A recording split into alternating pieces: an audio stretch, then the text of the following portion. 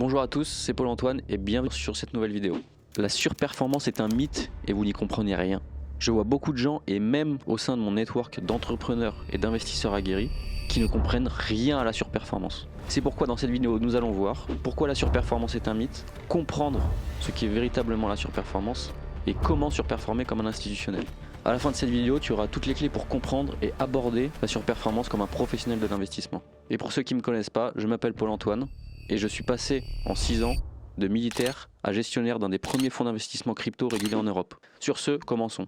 Comme je vous ai dit dans l'introduction, j'ai un gros network d'entrepreneurs et d'investisseurs qui pèsent pour certains plusieurs dizaines de millions et qui encore agissent comme des particuliers et ne comprennent pas la surperformance. La plupart des youtubeurs, la plupart des instagrammeurs, etc. vous parlent de surperformance mais n'y comprennent rien. Alors le mythe de la surperformance, typique qu'on voit sur YouTube, Instagram, etc. et tous les gens qui vous vendent des conneries et des SPV ou des canals Telegram, j'en sais rien, c'est l'actif fait 100, moi je fais 101, j'ai surperformé. Et au passage, c'est quelque chose qui est particulièrement à la mode dans les crypto-monnaies, à dire t'as pas surperformé le Bitcoin, j'ai surperformé le Bitcoin, etc. Et on va voir également véritablement ce que c'est. Exemple typique, l'actif a fait 100, j'ai fait 101, oui c'est bon, j'ai surperformé. Déjà que l'actif ait fait 100 et qu'ils ont fait 101, ce qui n'est pas le cas de 99,99999% des gens, ce qui prend en compte qu'il y aurait fallu sur au moins du moyen terme, voire même du long terme, avoir acheté dans les meilleurs niveaux et vendu dans les meilleurs niveaux, donc vous pouvez déjà effacer 99% des particuliers dans ce domaine-là. Ou également un des mythes, c'est l'actif a fait 100, j'ai fait 101 avec un actif qui est dans la même famille que ce marché-là. On va dire par exemple Bitcoin a fait 100, j'ai fait 100 avec l'Ethereum, ah là là j'ai surperformé Bitcoin. Et on va expliquer pourquoi c'est complètement faux. Et la surperformance se joue, comme je vous ai expliqué, sur la volatilité. Est-ce que vous avez réussi à au moins répliquer l'actif? Si l'actif a fait 100, que vous avez fait 100, mais que vous avez beaucoup moins de volatilité, beaucoup moins de drawdown, vous l'avez surperformé. Et d'ailleurs, la vraie surperformance se cache dans ces choses-là. Le risque, la volatilité et le drawdown. Donc si vous diminuez les pertes, si vous diminuez le risque, vous diminuez la volatilité et que l'actif fait 100, vous avez même fait 90, 50, etc. On va le voir par la suite, je vous montrerai un exemple. Et que vous avez fait 50, tout en éliminant ces facteurs, vous surperformez l'actif et vous allez surtout le surperformer sur 1 an, 3 ans, 5 ans, 10 ans, 15 ans, 20 ans. Et plus le temps va passer, plus vous allez le surperformer et plus vous allez vous décorréler de l'actif. Et parce que d'un point de vue institutionnel, tout le monde parle de rendement, de pourcentage, oui j'ai fait plus temps, plus temps, plus temps, plus temps. Personne dit les négatifs. Et si vous voulez rester sur 5 ans, si vous voulez rester sur 10 ans, sur 20 ans, sur 30, sur 50, et parce que l'étape numéro 1 est de ne pas perdre d'argent et ne pas prendre des risques inutiles, c'est la vraie surperformance. Et ensuite vient combien j'ai gagné, combien de pourcents j'ai fait, etc., etc. Je vais vous envoyer une image des retours qu'on a fait avec notre fonds d'investissement où vous allez voir plus graphiquement où la surperformance se passe. Exemple, sur 5 ans, le Bitcoin va faire 100, nous on va faire peut-être 70. Sauf que quand le Bitcoin va prendre moins 75 et moins 86, si on arrive à faire moins 10, moins 20, moins 30, on va littéralement gifler le Bitcoin.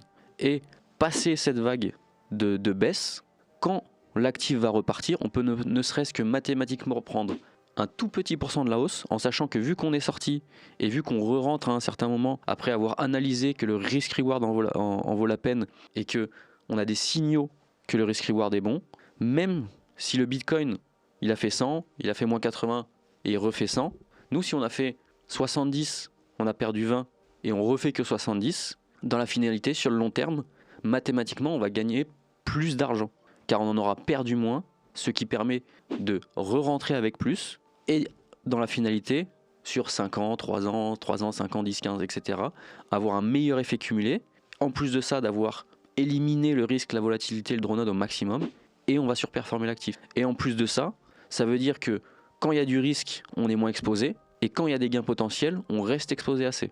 Exemple mathématique, vous investissez 100, vous montez à 200, vous retombez à 120, et vous reprenez peut-être 100 derrière. Et en surperformant avec le risque, vous avez 100, vous montez à 170, vous perdez que potentiellement 10 ou 20, et vous reprenez 70 derrière. Et donc comme ça, la gestion active et le fait de réellement surperformer par rapport au risque, la volatilité et le drawdown, de une, vous pouvez mathématiquement réellement surperformer l'actif, c'est-à-dire en chiffres vraiment mathématiques et en pourcentage réel, vous êtes au-dessus. mais ça se fait pas en 2 jours, 3 jours, etc. Et surtout, même sans être au-dessus, si vous êtes environ dans ce qu'a fait l'actif, voire un peu en dessous, étant donné que vous avez éliminé du risque, quelque chose qui est extrêmement important, que vous avez éliminé le risque de l'actif, pas éliminer complètement, mais réduit le risque, réduit la volatilité, réduit le drawdown, réduit le risque systémique, réduit le risque de crise, eh bien c'est là où vous allez réellement surperformer. La surperformance, elle se passe dans le risk-reward. Quel risque vous avez pris, pour quel reward, en combien de temps et comment. Car on l'oublie souvent, et pareil, personne n'en parle sur YouTube, etc. Petit exemple, la dot-com bubble, on est sur, pour certains actifs, et on parle des actifs les plus gros, on parle des plus gros indices, des plus grosses boîtes, etc. On va des fois sur du 10-15 années sans retrouver le prix d'entrée du top. Donc c'est-à-dire que votre DCA, votre hold, etc., poubelle. Ensuite de ça, il faut avoir la poche assez profonde pour passer 10-15 ans dans le rouge et réacheter. Avoir la gestion émotionnelle de pas tout vendre et de se faire découper. Et la gestion émotionnelle de racheter. Et donc c'est encore des facteurs qui font que les institutionnels mettent une claque aux particuliers. Et donc comment surperformer réellement comme un institutionnel? Comme on l'a vu avec tous les facteurs, les précédentes vidéos déjà que j'ai tournées en vous expliquant certaines choses, et également ce que je viens de vous dire dans celle-ci, pour vraiment comprendre où est la surperformance. Également, on va voir dans la prochaine vidéo la gestion active contre la gestion passive, la délégation de ses investissements, qui peut vous aider à surperformer, le fait d'avoir des informations, de la data, des softwares, une équipe, être entouré de professionnels, être entouré de network, savoir comment analyser un investissement professionnel, savoir comment analyser le risque, etc. Et voilà qui vient définitivement lever le mythe sur la surperformance. Ma mission est de rendre l'investissement régulé accessible aux particuliers de manière sécurisée. Et je compte y arriver en rendant le pouvoir aux particuliers, dans leur création de richesse et d'un patrimoine stable. Si tu souhaites en savoir plus sur Sparkcore et les services que nous proposons, je t'invite à me contacter par mail ou sur LinkedIn, les liens sont dans la description. Le début du pouvoir, c'est la connaissance. Alors si tu souhaites les approfondir dans le domaine de l'investissement, abonne-toi, active la cloche et clique sur cette vidéo. C'était Paul-Antoine, merci beaucoup, à bientôt.